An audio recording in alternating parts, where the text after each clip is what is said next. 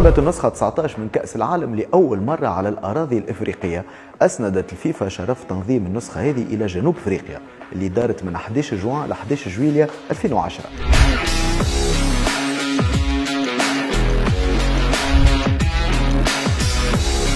في النسخة هذه ولأول مرة منذ 7 دورات يغيب عرب آسيا، والمنتخب البحريني بعد ما أقصى السعودية ما تمكنش من التأهل إلى المونديال بعد ما انسحب في المباراة الأخيرة الفاصلة ضد نيوزيلندا. أما في أفريقيا اللي تشارك استثنائيا ب6 منتخبات، منتخب عربي وحيد كان حاضر، هو المنتخب الجزائري اللي رجع لكأس العالم بعد غياب دام 24 سنة، ومرة أخرى بقيادة المدرب رابح سعدان بعد ما تفوق على المنتخب المصري في مباراة تاريخية دارت في درمان في السودان. وبالتالي لأول مرة منذ 78 يكون العرب حاضرين في المونديال بمنتخب وحيد. القرعة حطت الجزائر في مجموعة متوازنة باستثناء المنتخب الانجليزي، كان معها سلوفينيا والولايات المتحدة الامريكيه. المباراة الاولى كانت ضد سلوفينيا والفوز كان ضروري اذا تحب الجزائر تتأهل للدور الثاني.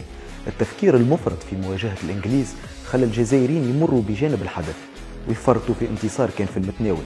اقصاء عبد القادر غزال زاد صعب المأمورية، والمباراة وفات بفوز سلوفينيا اثر هفوة من الحارس فوزي شاوشي. كالعادة في المناسبات الكبيرة وقت اللي ما ينتظرها حد، الجزائر كانت ديما تكون حاضرة، وضد المنتخب الانجليزي قدم الجزائريون واحدة من افضل مبارياتهم، شهدت اكتشاف الحارس رايس البولحي وتمكنوا من فرض التعادل على الانجليز. نقطة خلت حلم التأهل مازال موجود بشرط الانتصار على الامريكان وانتظار نتيجة المباراة الأخرى. مقابلة حتى للدقيقة 90 كانت ماشية للتعادل السلبي اللي لا يرضي حتى طرف، لكن في الدقائق الأخيرة تمكن لندن دونوفان من تسجيل هدف الفوز والتأهل، اللي يعني انسحاب المنتخب الجزائري من النسخة الوحيدة التي حضر فيها العرب لكن لم تحضر الأهداف العربية.